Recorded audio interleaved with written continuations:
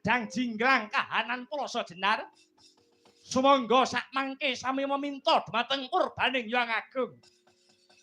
Mugi-mugi diwasanipun Harya Suman saged kadi pangarep-arep kula. Sampun ngantos menceng saking lajering kautaman. Iya, suwela iya. Nanging lamun besok ana tandha-tandha kang kaya mangkono, Siadi kudu saya banter yoga bratane. Kula mboten kepengin dipun bantu kalian sinten-sinten. Ngantos dewasanipun benjang. Tetep badhe kula gulawentah piyambak Harya Suman mriku Kang Prabu.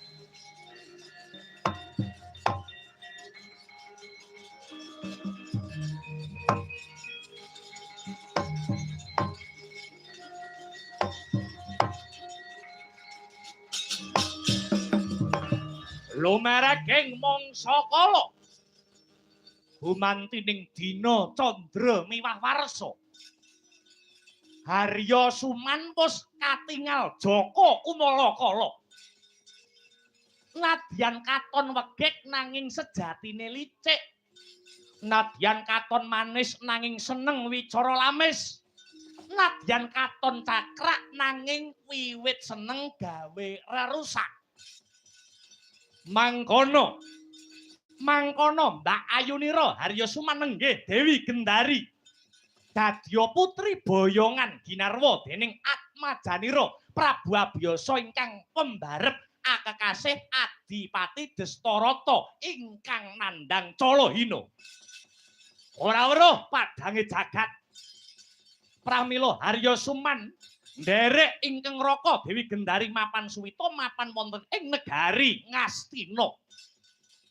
Negari Ngastina sak mengko ingkang jumeneng Nalendra tan asanes putranira Prabu Abiyasa ingkang angka kalih ajejuluk Prabu Pandhu Dewayana.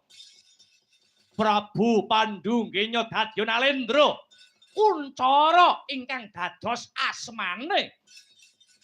Bebasan ngebeki bawana parandene ing sisih kiwane Prabu Pandhu ana manungsa ingkang watake nista budine candala risang Harya Suman ingkang rinten dalu tansah adamel karti sampeka murih urip ingkang dadi uripe gantiya ingkang jinarita Narakaya ingkang mapan ana ing negara Pringgandani. Solahe para buta, solahe para yaksa negara Pringgandani. Yen Cinandra Hamli wis nyampar banyu.